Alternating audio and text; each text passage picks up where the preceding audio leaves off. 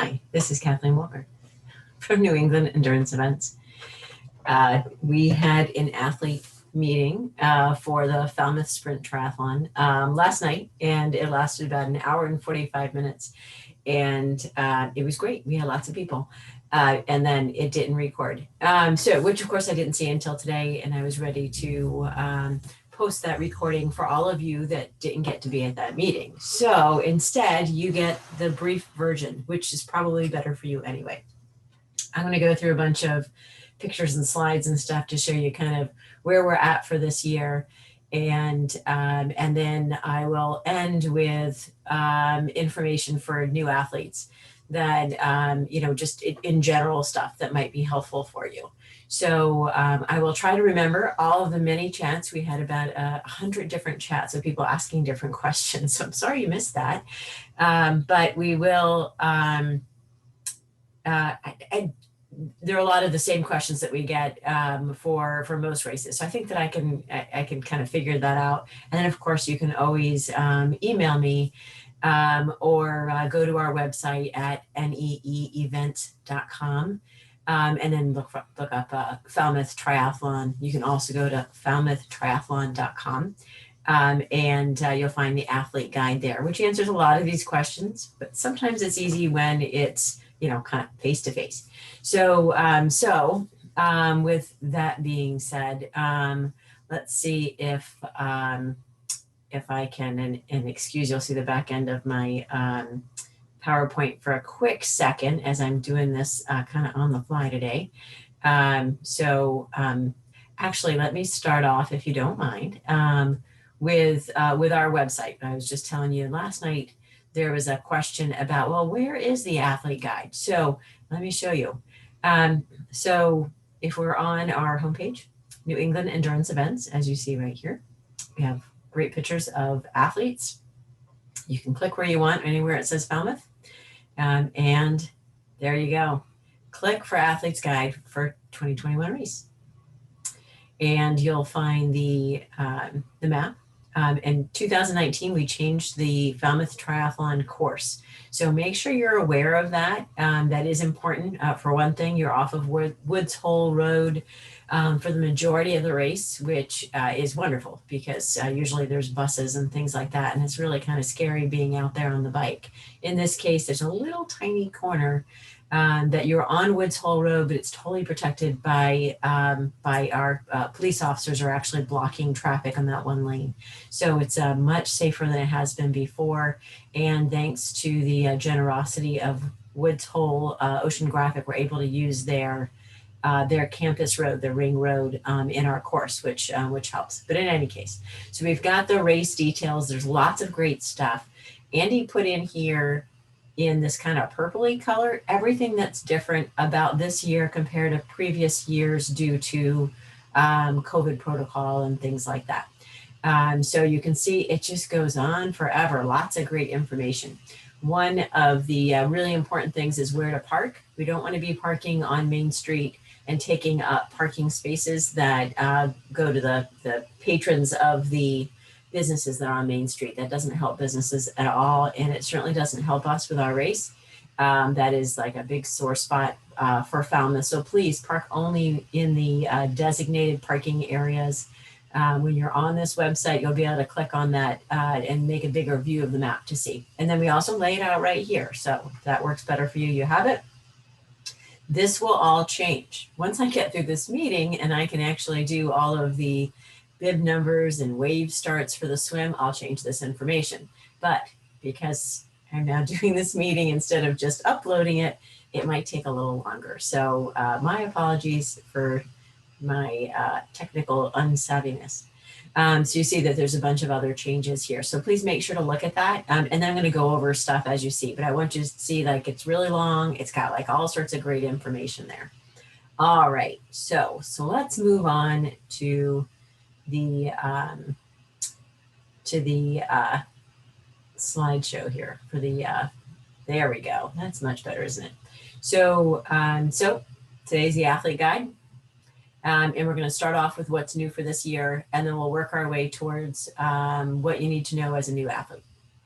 All right, so changes for this year. Saturday packet pickup is at Mullins School, which is in town. It is not at the race location. Please don't come down to the race transition area unless you are doing the swim clinic, which is at 5:30, which I will tell you about in just a second. We cannot have spectators in the race area. They can be on the beach, away from everybody else. We don't want to congregate. So, on the beach, away from the athletes, on the road where there is not the white hard fencing or in the way of where athletes are going. Certainly out on the course anywhere is great. But please stay away from the transition area or even the finish line because you end up lots of people and, we're trying to avoid that. We've modified our swim start. You'll see that in just a second. Nutrition afterwards is all pre-packaged, so it will be safe as far as handling. Not as tasty as Subway, but it is what it is. We will not have an award ceremony, but I will be emailing the award certificate. If you're a first place category winner, so that's age group or elite or Athena, newbies, what have you, you'll get a $25 gift code from Zone 3. So that's very nice. It's $25 is a good amount.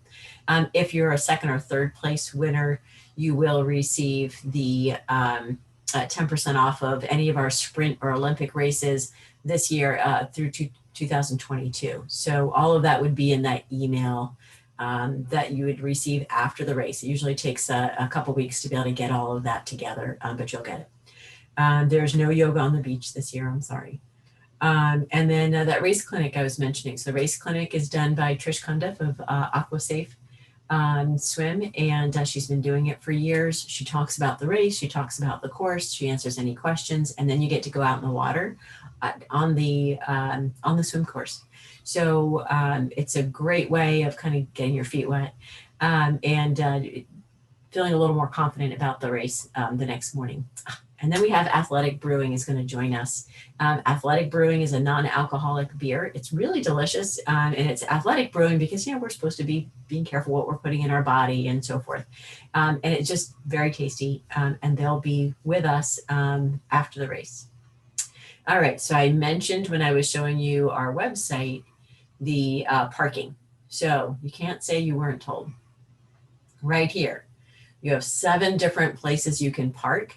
When I was a participant of this race many years ago, I used to park at Mullins School, and then there's it's easy to get over to Lawrence School there, so you kind of park in that area. That's tend to be where I parked a lot, but you might have a different place you like to park. That's fine, as long as you are not parking in spaces along Main Street or in a business's parking lot. They need that for their own patrons. You'll notice there's a lot of no vehicle entry in this map. That's where you can't go. So you can't drop people off. You can't go and park and then park in front of a house. You can't do any of that. There's no cars there unless we only have one paratriathlete. He may park at Surf Drive Beach, obviously. If you're a volunteer, there is a parking lot on Mill Road, but you have to have a special pass. So if you don't have the pass and you're a volunteer, then you need to contact Lori, Lori at neeevents.com. She's probably sent you at least one email. Just send her a note back. Otherwise, there is no parking close to the beach or in parking spaces along Main Street. So we appreciate you guys following along with that. All right, I said something about the swim start changing. So normally we do wave starts. There's 50 to 70 people that go off at one time, and it's a lot of fun. But we started doing the swim starts this way, kind of a modified time trial. Last race for Hyannis 1, it worked really well. The idea was to keep people farther apart, so that way, we're doing our social distancing. On race day, it doesn't end up that way. You guys are so anxious to get in the water that you're right on top of each other. So, but we are still doing the 3 people. So if you see over to the right of my screen, there are 3 guys getting ready to go in. So we do 3 people at a time every 10 seconds until that wave has gone completely. So in this case, it might be the 20 to 29-year-olds, men, right? So the next wave might be the 20 to 29-year-old females. So in between those waves, we have about a minute. Sometimes it's a little bit longer. I will go over anything that's like really important about the course, things for you to remember before you get in the water, like buoys are to your left. That would be important. Keep the buoys to your left shoulder. So I'll remind you of those sorts of things as each wave goes off. And that also gives time for our lifeguards to be able to see a little space between each wave to make sure everybody is safe moving forward. We also have on the left side of the screen, we have these lovely ladies in Hyannis 1 that were our wave number people. So if you're in wave 5, and you'll know that because in that athlete guide I was showing you, it says it. So you say, oh yeah, I'm wave 5. Okay, I'm going to stand here near this woman, and I know that I'm in the right wave. And you'll know that because everyone's wearing the same swim cap you are. Speaking of swim caps, this is our red safety swim caps. If you are anxious in the water, doesn't mean you can't swim. It just means that, I'd really like a few extra eyes on me in the water. Then ask for a red cap when you pick up your packet. No problem at all. You can keep the cap that's in the packet already. There might be a blue cap or yellow, whatever. You can keep that, but make sure that you have a red cap to wear at the race or when you're getting in the water. I usually keep some with me too, because you'll see me before you get in the water. So usually I have them, and normally I'll say, hey, if anyone needs it. So don't be afraid to get one from me, but if you can remember it, pick up, that's better. At least you'll have it. All right, so when you go into transition, there will be some volunteers there that are going to check your brakes, and they're also going to check for bike plugs. So do you see this right? You see my arrow down here towards the near the bottom of the screen over to the right near the volunteer's hand pressing the brakes. There is a bike plug. So right over here where my arrow is what you need.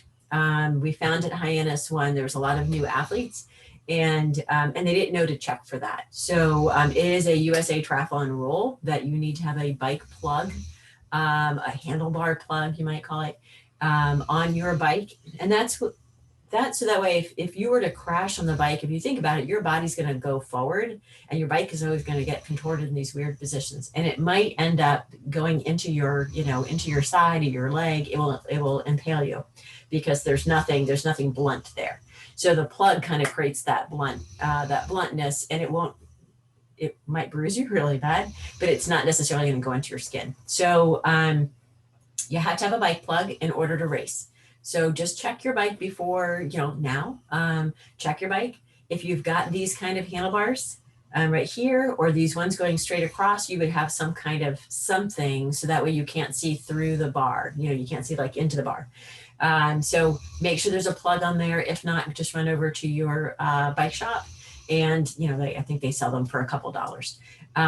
We do have some. We have C Sports is the bike shop that we've had for many years, and we're very thankful to have them.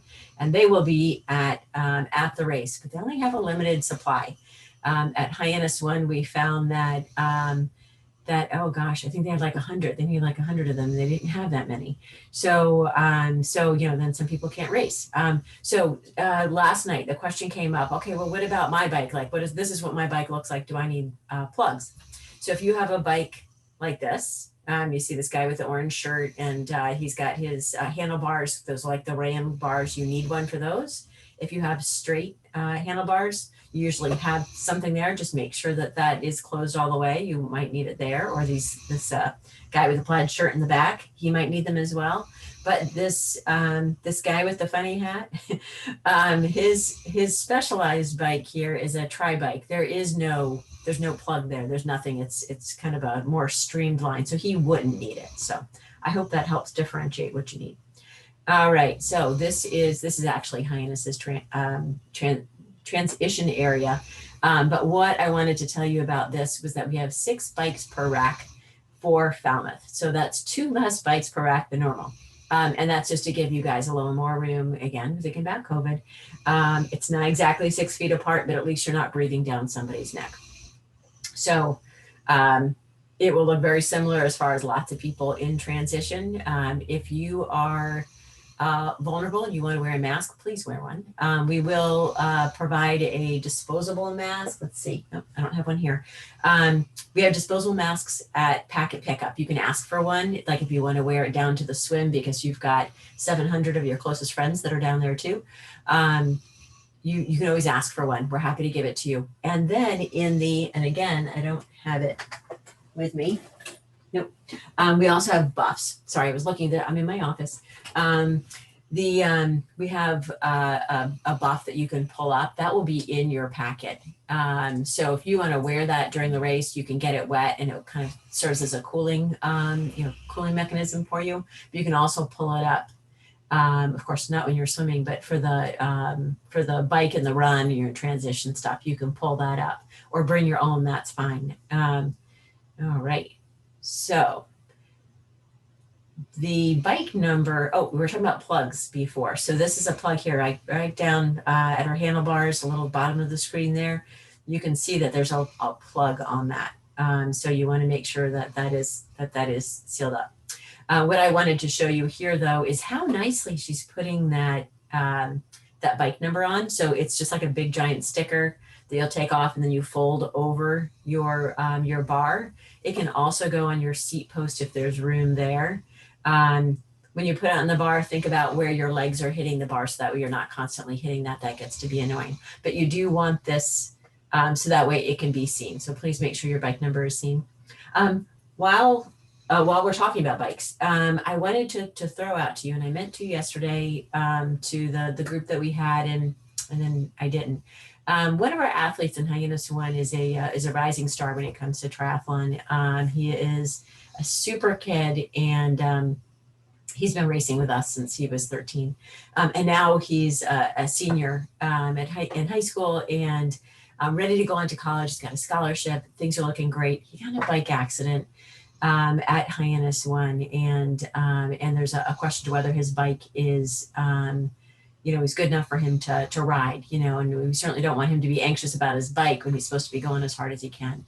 And so we're looking for some kind soul that I guess it'd be a man. I'm not sure exactly how tall he is. He's probably 5'11" or so. That if there's somebody else, if there's one of you that maybe you were getting a new bike and you were thinking about, what am I going to do with my old bike? But it's a good bike. It's a good tri bike. And you want to donate it to him, that would be absolutely wonderful. His father has a triathlon group that a team of young at-risk kids. And so the family just does so much for the sport of triathlon. And then here's this kid that really has so much promise, but needs a good bike. So if that's the case, contact me, please, and we will make sure that we get you connected with that father, so to help for the kid. All right. So that was pretty much what was new for Falmouth, but I wanted to do that reminder of, okay, here's the things for you to remember. One thing was the course. I kind of talked about it a little bit before. Remember, it changed. This is the same course we had for 2019, but different than all the other 30 years before. So we're in the Vineyard Sound here. There are no sharks. That was a question that came up. We've not had a shark at Surf Drive Beach ever. So we don't expect one on Sunday. So we got that out of the way. So here is, if you go up to the top right part of your screen, you see this little gray box, and that's our transition area. It's the parking lot of Surf Drive Beach. I'll show you in a minute the transition, like what all that looks like. But so just to do like a quick run through here, you're in the transition area. You go out the farthest spot in the parking lot, farthest away from the beach house is where you actually come out with your bike, and you ride down all the way through the red. You go around the Oceanographic Institute, and there's a hill. So you kind of go uphill. You go uphill here after making this right. And when you're coming down, that is a hill, and it's pretty steep. We'll make sure that there's no sand at the bottom, but you know, when we make sure there's no sand and then you are number, you know, 562 athlete that has come through there, there might be sand. So be wary of that. You're going to be making a right turn and of course going downhill and making a turn. And if there's sand, it's a recipe for an accident unless you're careful. So please be careful. So you make a right and you'll go around. You see here, this is Woods Hole Road, that little stretch I was telling you about. You used to go on the whole Woods Hole road, so you're not doing that now. But you're going to come up here. I think that's Knobska Road right there. You're actually going to go onto Woods Hole Road, but there's a police officer here and there's a police officer there, and they're only allowing traffic in the opposite, in the other lane. So you guys have that lane to yourself. So you'll go back down Church Street, and then you'll go up towards the Knobska Light. That is uphill. But you have a beautiful view of the lighthouse and the water is on the right. It's really a gorgeous view and you got plenty of time because you're going uphill. Then you end up going downhill. This is pretty much downhill the rest of the way. It's a slope, not like a, you know, it's not a drop, but it is, you know, it's easier. Keep in mind when you're coming back on Surf Drive Road, Surf Drive Beach, Surf Drive, there we go. There are runners on the road as well. So you have, on the way out, the bike has the whole lane. On the way back, the bike has half a lane and the runners have the other half of the lane and the shoulder on the road. So there's not a lot of space. So if you're trying to make up speed, do that before you get this far up. So do that all through here. But when you get here, you're gonna have to slow down a bit because you don't want to hit anybody. That will hurt their race and your race. And you don't want to be frustrated. So there's my advice. You'll come back to transition and then you'll run out. So the run starts off on the beach. And I'll show you that in a second. And you go around the bathhouse and then you're on the road. And you're on the road until you get to the Shining Sea bike path. And then there's a sign. I think there's usually a flag there. You'll turn around that and then you'll go back through. As you see, there's a water station. That's around mile 1. And then you'll see the water station again. There'll be one on the opposite side of the road there. And so you'll be able to hit that water stop twice. We are doing little water bottles. We're just trying to be a little safer. Like it's not fair to ask the volunteers to be touching an open cup that has all your germs in it.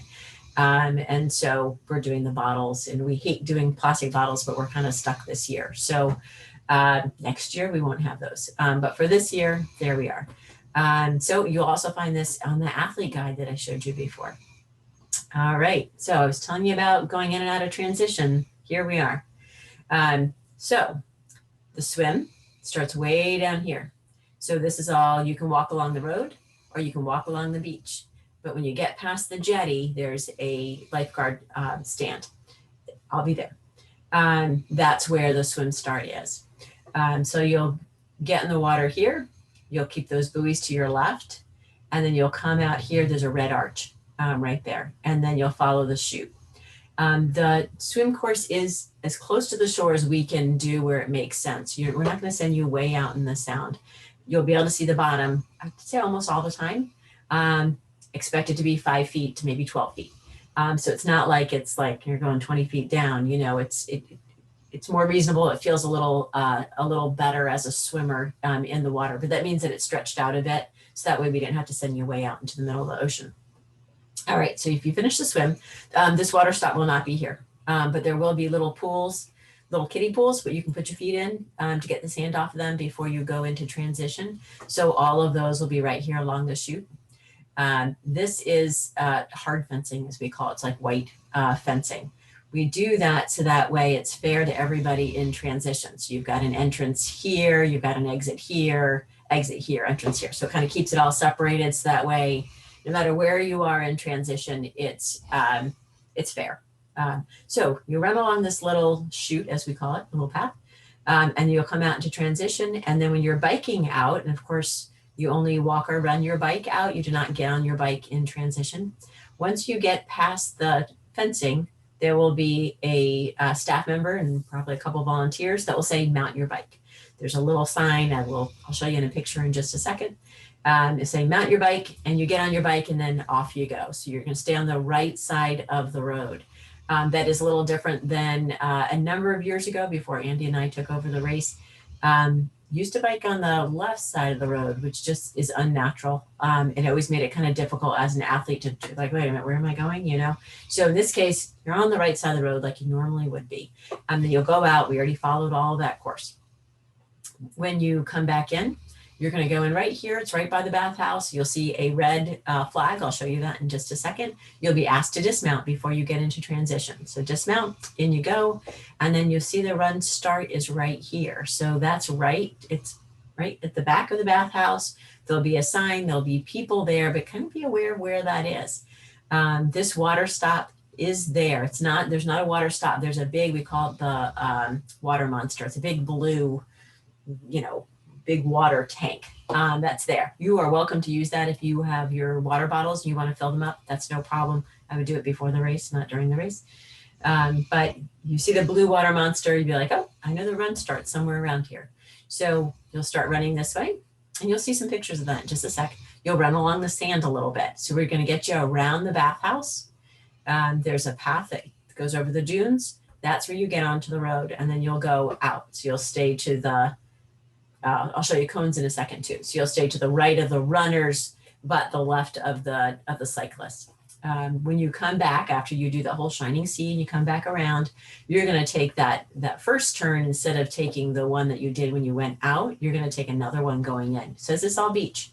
So so you're going to run along the beach, and it is kind of thick sand. And then you'll go through the finish chute, and there you go. There will be food. The registration tents are over here on the beach. There will be food in those tents, all that packaged food. And then athletic brewing will be in these tents as well. There is no yoga afterwards, and you get your food and you get something to drink, and no award ceremony, so you can leave. Normally at Falmouth, you need to stay until we get all the bikes in to make sure we've got everyone contained. Or everyone off the course. USAT has allowed us to relax that rule. So you will be allowed to leave. I have not decided exactly where you'll probably end up leaving out of this bike start. You'll be able to go out this way, but you'll find that out on race day. I'll double check with our staff and make sure that that's a better spot for everybody. All right. So if you have raced Falmouth before, then you might not need the rest of this video. Now we'll start anybody who hasn't raced Falmouth at all, and so they want to kind of like, well, what's this race really about? You know, where do you go? I already showed you that part, but you'll see in just a second. So goodbye to everybody who has already raced with us, and here we go for the rest of you. All right, so one of the unique things about Falmouth is that you have to bike or walk, it's around a quarter mile or so, maybe more like a half mile, from the where you are parking your car until you get to the race site. As you saw in my little models, there's really nowhere to park there. So everyone just goes right in. So, I have a backpack like this, a transition pack that I can just throw everything in. I can get on my bike and off I go. You see that if you're bringing a bucket, I've seen some people in transition, they have like a painter's bucket type thing, like from Home Depot. That would be really hard to do on your bike. You might end up walking it. So kind of think that through a little bit. We don't like dishpan type things or buckets in transition, only because invariably somebody will step in it or kick it.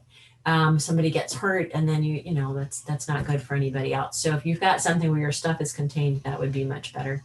But keep in mind that you are walking this or riding your bike in this. If you have any spectators that are going to be elsewhere on the beach or farther off on the road, remember they're going to be walking down. There is no dropping off people at transition and then driving back. You cannot drive on the roads here, as I showed you in the last map, and I think I might have it again, so I'll show you again. All right. Something else. There's a lot of walking in Falmouth Triathlon, by the way. So first you're walking and riding your bike from your car to transition. The other thing you're doing is walking from transition to the swim start. And I kind of mentioned that when I was showing you that transition map. A lot of people like to walk along the beach, and that's really nice and that's pretty. I take the road, and I'm running on the road because I've been talking to somebody else and I'm trying to hurry up and get there before you guys do. So you can walk on the road or you can walk on the beach, whatever works for you, but you got to plan that. It usually will take a good, I don't know, 5 to 10 minutes, depending on how fast you're walking. And there's always lots of people, so it's not like you can just like run there. There's always lots of people that are in the way, and they're taking their time. All right, swim buoys are on your left. And actually you won't see a scene exactly like this because of the way we're doing that swim start. As a time trial, a time trial-ish race, there'll only be a few people that you'll actually have kind of within your swimming circle, if you will, which is something that those that did Hyannis this last year really liked. They're like, oh, that was great. I felt like I was swimming by myself. So some people like that. And some people like the motivation of having someone's arm or leg in you. But for you to remember with this picture is that the buoy is to your left. All right, I mentioned to you that there is a chute. So these guys just came out of the water. They came out of the water over to your right. And then they follow the little path. Here's the little swimming pool things. You can dip your feet in. There's actually like 8 of them. So there's some behind the cameraman. You can dip your feet, and then you're going to walk or run along this path until you can get back into transition. You can't get into transition here. All right, so we noticed that she is running with her bike and not on her bike. So that was my point there. There's always people that are going to be around. And so please do not ride your bike in transition. Most of you guys are really super good about that. We did have someone a few years ago that just barreled in there with his bike. No one could stop him, but it was dangerous. So we won't be this crowded either. And you see some bikes that are up and on the rack in all sorts of funny ways. You can't do that. You got to put it by the seat. So I'll show you that in just a sec. We want to make sure that it's everyone is able to get their stuff in. All right. So I mentioned to you that the run out was behind the bathhouse. So that's the bathhouse that you see in the background there. And you see that there's a runner right here, and there's that run out sign. So our run out signs are, any out sign is green. Any in sign is going to be red. And then swim start is yellow. So if you see those flags, you see it says run out, just look for the flag. In this case, it's easy because you'll see the finish line because the runners out are going kind of along. There's like a little chute, and the runners are going on the right of that, of the finish line chute. You can't get over to the finish line from where you are, but you'll see it. So if you see the finish line, you know you're going in the right direction. All right, so I was talking to you about the bikes and the runners, and you're all kind of in that same space in most of the way. So if you look all the way to the right, you see some orange cones. Runners were going out along that on that side of the road. They had that whole side of the road all to themselves because they're going fast. They're getting out. On the way back in, you see that there's some bikes. Did I say runners before? So the bikes are going out that way. These bikes are coming in. So that's what I mean. You need to like plan it out so that way by the time you're coming back on and you've got runners to your right, that that you're not trying to make up time because it's going to be hard to do that. So the runners here, now these 2 runners are running together, which looks really nice, and they actually might even be sisters, and they look like they're having a great time, and I love that. But they didn't make any room for that guy that just passed number 258. He had to kind of go over almost into the bike lane, and we preferred that not to happen because we don't want anyone to get hit. So, so if you can run single file as much as you can, that would be really helpful because you've got the side of the road and then a part of that lane, and it's for runners going both ways. So please be mindful of that.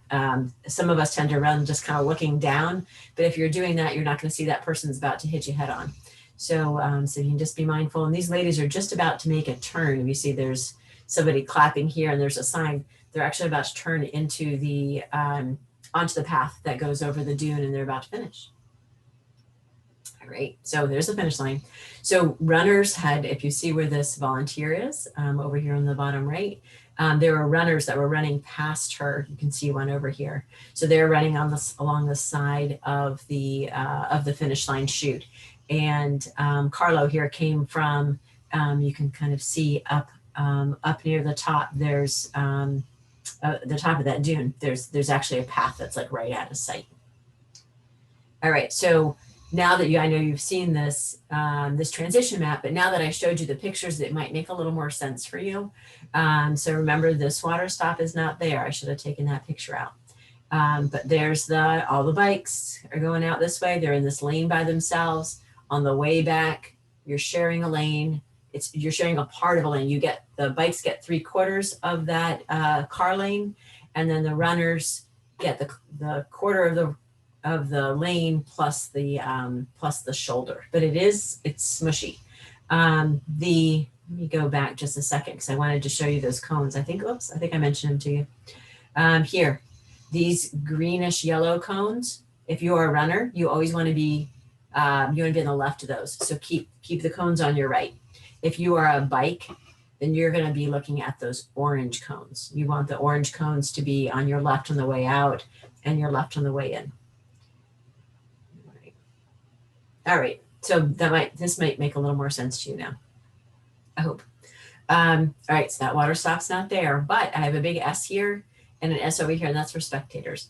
So if you are bringing spectators, they may not be anywhere around here because there's enough athletes there to create a crowd, and we need to limit our crowds. So the spectators can be out on the beach over here. They can be towards the swim start, not with all of you guys, but a little farther off, they'll be able to see you just fine.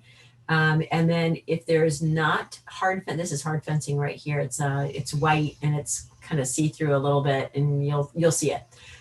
Please don't let your spectators, tell them not to park themselves in front of that. That's there because there's going to be bikes zooming by, and we don't want to get anyone hit. I don't know if you guys saw it was the Tour de France, like one of the first days or something, and some woman stepped out and she ended up, like 20 bikes crashed. It was awful. So we don't want that. And we have had that before where people step out in the middle of, of a bike course and, and somebody hits them, and it's terrible. It's terrible for everybody involved. So keep your spectators, tell them they need to stay back and kind of out of the way. Oh, wait, one more thing I want to tell you there, which I forgot last night. So you guys are lucky. There are bathrooms in the bathhouse. There's a few, I think there's maybe 3 or 4 per gender, but there's also going to be porta potties that they line the front of the bathhouse. So you will have that, plus you'll have the ones in the back. All right. I just wanted to give a big shout out to our volunteers. Our volunteers are the best. And if you are lucky enough for one of your loved ones to be a volunteer, thank you. Thank you very much for sharing them with us. So we really appreciate it. We can't do this race without volunteers. All right. So the athlete guide, remember we looked at it before. You can get to it by falmouthtriathlon.com, and then you'll see there's that big kind of reddish banner right there, and there's a link. So you'll be able to get to it that way. Okay, so now we're going to go into you're new to triathlon altogether, and there's just stuff that you should know.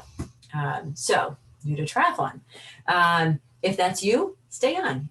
If it's not you, you are welcome to go, and we will see you. Actually, I should mention, we'll see you either Saturday or Sunday. So one thing that I did not say on, I didn't say earlier, but it is in the athlete's guide. Make sure to read that. Is packet pickup. So you've got packet pickup on Saturday from 5 to 7. That's at Mullins School. So remember, we saw Mullins School a long time ago. I'm gonna go back here so that you can see where it is. There we go. So this is the road to the beach, and this is Route 28, it's Main Street. Mullins School is right here. You'll see there should be a merry-go-round that will be kind of in the front. It's kind of near the library a little bit. That's Mullins School. So we're planning on doing a drive-through packet pickup, so you don't even have to get out of your car. You don't need an ID. USAT is able to relax that rule because of COVID, that somebody else, another racer can pick up your packet. But often, because we're having all of these USAT membership issues, you do need like your membership ID. If you're an annual member, if you're a 1 day and you've been getting these emails saying that you need to get your 1 day, then if you've gotten that, then you need to like just print out that email that USAT sends to like a confirmation, and then we'll have it. Then you won't have to like get out of the car and all.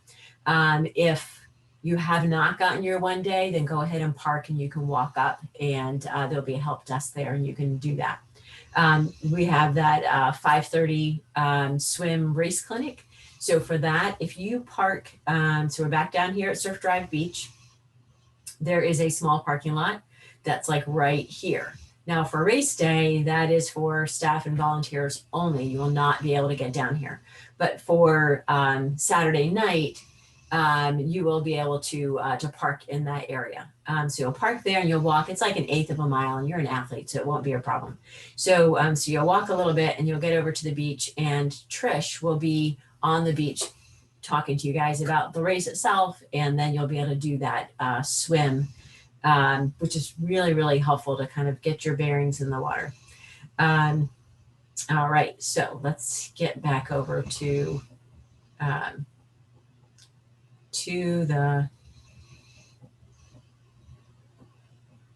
new athletes. There you go. All right, so new athletes. When we say body marking, this is what we mean. You can use a Sharpie. We use Sharpies. And you can mark it yourself. And I will post the bib numbers in a little bit. As I said, since I'm doing this over, I am not doing the bibs like I normally do. But I will get those out by tomorrow. I'll put it on the athlete's guide. There'll be a link, and then you can find your name. So you'll look for your name on that list. You'll find your bib number. So this is what this is, 161 for him, and it goes vertically down both arms. Now you want it to kind of aim towards the front a little bit. So that way, one, we need that for officials, but we also need that for the photographer. So Capstone Photography will be on the course, and you'll have the opportunity to buy photos from them, but they need to know who you are, and they know that by your number. So, so you want to make sure those numbers are visible. So, that's a good reason for you. We also have a promotional photographer that's out, and he is fabulous. And so if your photos are picked out of all the ones that he takes, then you end up on our website and our social media and all of that, and that's always fun. But race numbers go right down both arms, and your age goes on your calf. So the age can go across, it can go horizontal. If you're a relay, put an R. If you're an aqua bike, you can put an A for aqua bike, or you can put a Q, and then we'll know what you're talking about. That also helps if you're coming behind somebody, then you know, like, oh, they're in my age group, I better hurry up. So that's usually how we use it. But the numbers on your arm are necessary. In the athlete's guide, there's also a link. Capstone Photography gives a little video. So if you click on that link, you'll get that video. And they also say, put it on the back of your hand. And that way, when you're coming out of the water and stuff, they're able to see it. Or on your bike, you've got usually your hands are on your handles. They'll be able to see that. And then they'll be able to find your photos better and collect them better for you. All right. So bike racks are an essential part of triathlon. You gotta have somewhere to put your stuff, right? So you'll notice that this bike is attached to the rack by the saddle or the seat. That's how bikes get put on the bike racks, not by the handles. You don't want to put your bike rack, first, you're not going to be able to get it around this, but also you don't want to put the bike rack between the handlebars and your brakes, because then your brakes might break. We don't want that. So it always goes by the saddle. It'll sit right there. If your bike is a little bit different, then, ask a staff member and we can see what we can do. But normally, every bike has a seat. So, and you also see that his bike number is on his post. Remember, I was mentioning that before. So you can put it on the post, but make it smooth so that way we can see what the number is, or put it right here on that crossbar. I like to put it a little farther up so it's not getting in the way of my thighs when I'm riding. Otherwise it scratches, and I don't like that. The other idea is to put it here because your thighs are going to come out this way more. Either way, that works fine. I would not recommend if you have bike shoes if you've been practicing, no problem. If you have not been practicing, do not attach the bike shoes to your bike before you get on and then try to get your feet in your shoes while you're riding. That takes a lot of time and practice to make that happen correctly. All right, so this is your transition mat. Now we're giving you a transition mat. It will be blue, but we are giving you a transition mat in your swag bag. You'll lay that out, or a towel, whatever you like.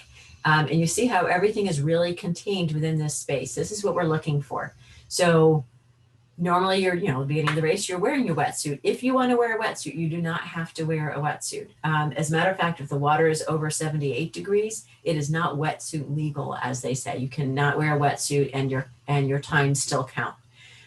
So something to keep in mind. If you have not been practicing with a wetsuit, I think one of the questions that we had, somebody said, well, my wetsuit, I'm renting a wetsuit that's coming on Thursday. Will you let us know if it's going to be wetsuit legal or not? And my first question to that, or my first response to that was, if you haven't been practicing with that wetsuit, you might not want to wear it because the wetsuits are really confining and it takes a little bit of practice to feel comfortable without feeling like you're suffocating. And if you're getting ready to do your first race or the first few races, and here you have this thing that's constricting you, it's really unsettling. And when you're in the water in a situation where you could be unsafe, unsettling isn't what you want. So that's my advice. Now, Andy, my husband and partner, will tell you that, oh no, wear a wetsuit every chance you get. I've just seen too much of it that, someone's really already anxious and then they've got this wetsuit on and it's up to their neck and you feel like you're choking. So it's up to you, but my advice is if you haven't been wearing it, don't wear it. If you are comfortable with it, great. So take any advice you want. One thing that I will say about the wetsuit, if you're wearing a wetsuit, even if you've been wearing it for a long time, that's great.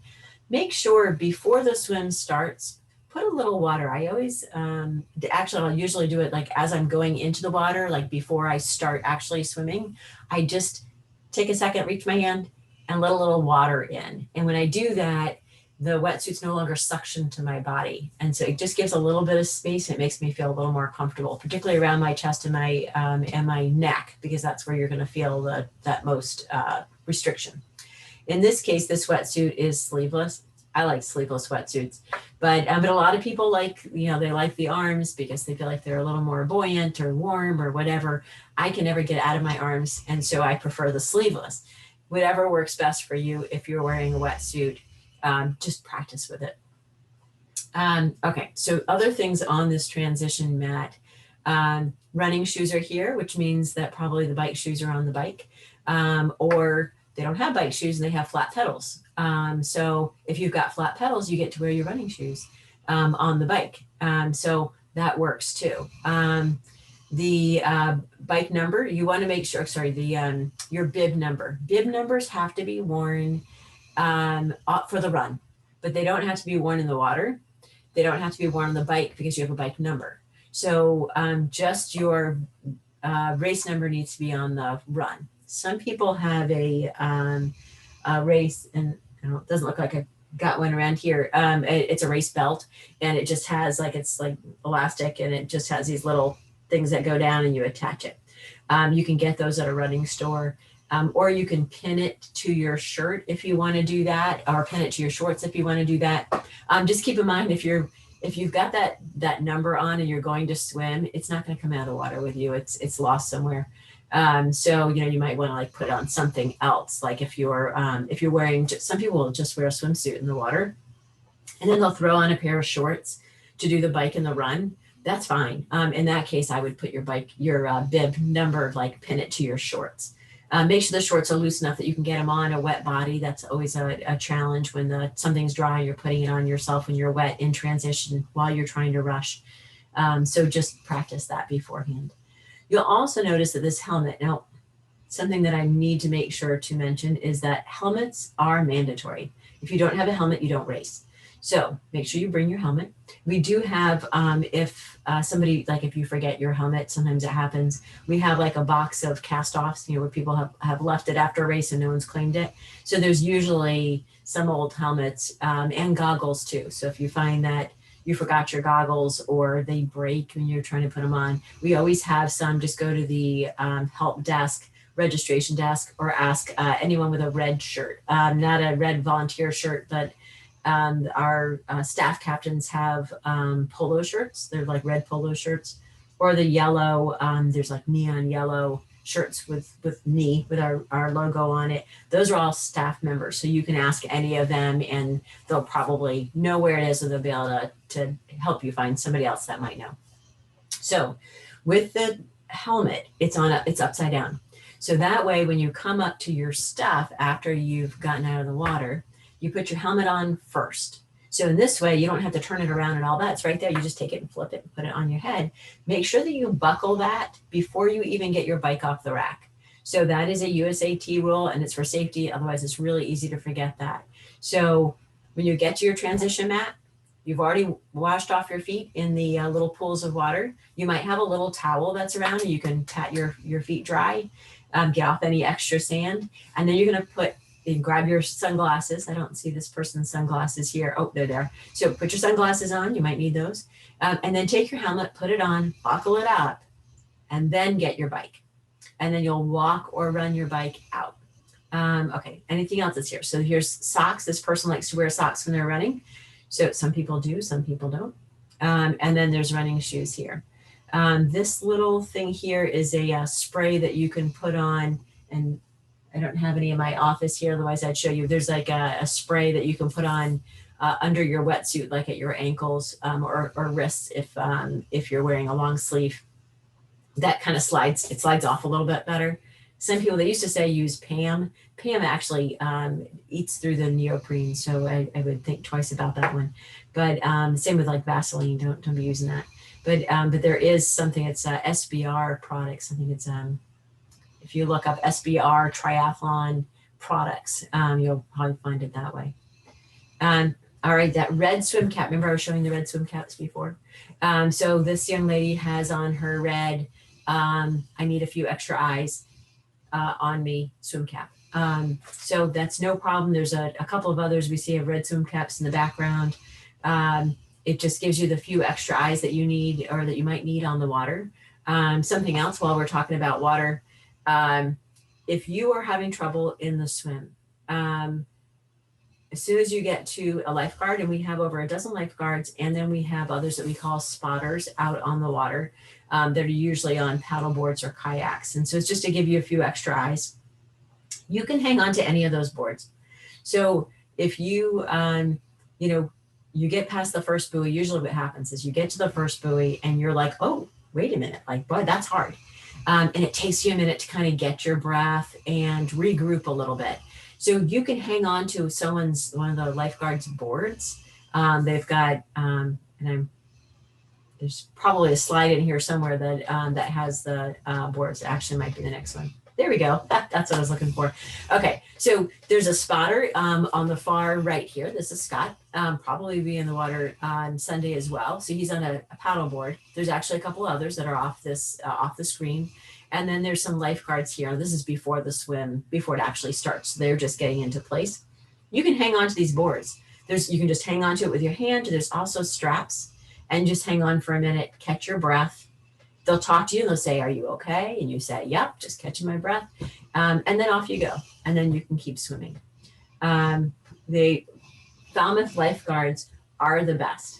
I'm sorry if you keep hearing that in the distance. I have my dog is a 150-pound Mastiff, and he is sleeping right now, or snoring and dreaming. So I'm sorry if you hear that. All right, so back to the swim. You're going to keep these buoys on your left. So you're going to come from way over here on the right, and you're going to come around, and you're going to keep that buoy on your left, and you're going to keep going straight. And then there's going to be another buoy there. There's probably usually a couple in the middle that you can be like, you can use sight, right? So when someone says, when you're, you have to sight when you swim, and you're like, what are you talking about? So that means that you're swimming along and you lift your head up a little bit and just kind of glance, and you'll see these orange buoys, like just a little spot. And you're like, oh, that's the direction I need to go in. Make sure that you sight from time to time. I have a bad habit of not doing it. And there's a lot of people like that. And then we end up zigzagging because we swim and we're like, we're doing so well. You don't want to lift your head up. And then the next thing you know, you're like way out here somewhere and there's a lifeguard going, come back, come back. And then you go again.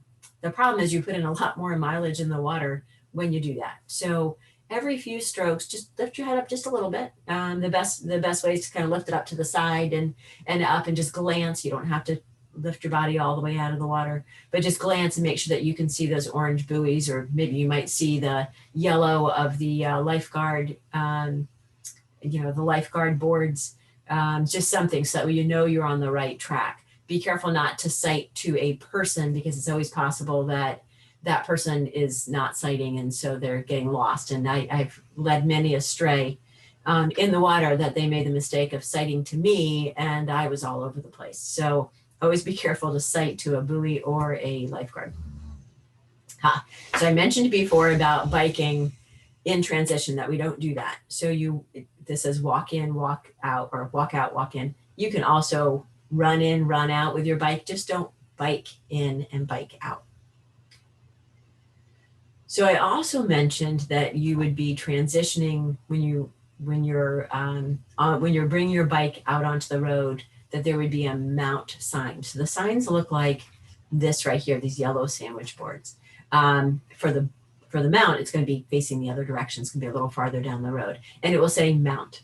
That's where you can now get on your bike. Get on your bike a little bit out of the way. Don't do it right in the middle of the lane, because somebody else who's faster than you is trying to get through, and then there you are, and sometimes people end up, getting all tumbled up. We don't want that. You don't want to start your bike that way. So move over to the side, get on your bike, and then go. Make sure to lower your gears, so that way you're on a really easy gear. When you first start off, you'll find that to be much better. Often, we find that we're in a hard gear, and then you're trying to get going after you've been swimming, and that's just difficult. So always gear down when you're getting going. And actually, having said that, one of the things that you should make sure to do is when you go to set up all of your area in transition, remember, you're going to keep everything close to the bike. You know what? And I'm going to back that up for a second, because I want to be able to show you something. We were talking about we're talking about the bikes, right? And how you have to put it on the rack by the saddle. And then I showed you all like that person's transition area. All that transition stuff should be to the right of your front wheel. And then when somebody else has their bike is going to be, the saddle is going to be up here, and it's going to be facing that way. And so their front wheel is going to be out here, and their back wheel is going to be towards you. And that way, when you go to pull your bike off, you don't get caught up in their handles, and then you take everyone's bike down, and that's really embarrassing. And it's terrible, because then if you're the one that your bike got knocked over, it's not very nice. So it's always every other bike. So you'll hear me go through transition. Usually before the race, I take just a minute, and I'll be doing announcements in transition. So I'll be going through, and if I say every other, it's usually what you'll hear. That's what I mean. That means one bike's facing one direction, one bike is facing the other direction, and your stuff is to the right of your front wheel, right there. All right. Okay, so hold on just a second. So let's see. So this is I'm redoing our Zoom from last night. And so say hello. Hello. There we go. So that's Andy Shirting, the other race director with New England Endurance Events. All right. So let's see where we are at. Oh, one more. So with the back to biking in and biking out. So at the biking out, you've got you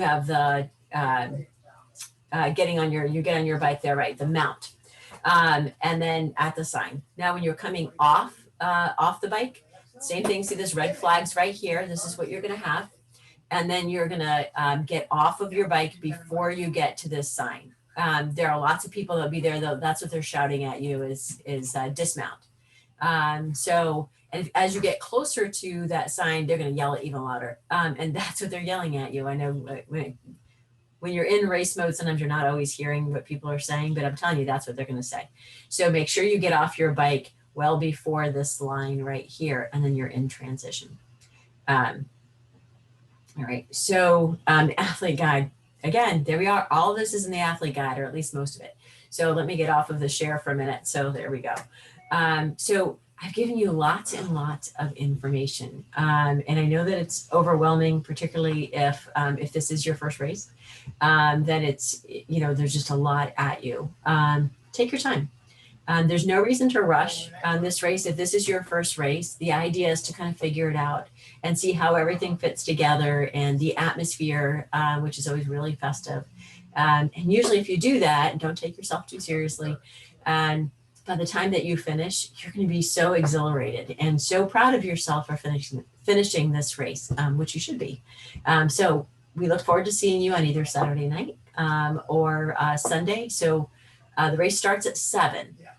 You have to be out of transition by 6:45, which gives you time to get, remember I was saying it's a long way to the swim start. That gives you time to make that happen. I will start talking to you guys while you're in transition, finishing up. I'll be on a speaker. So I'll do that at 6:30. So you need to back up your time from there. Transition opens at 5:30. I would suggest that you're there sometime around that 5:30, 5:45. You want to get it's open racking, which means unless there's a sign that says it's for a tri club or relay team or something like that, you can put your stuff anywhere on the racks. So you want to be able to find your rack, find where you want to rack your bike. You want to put your stuff there. You want to set everything up.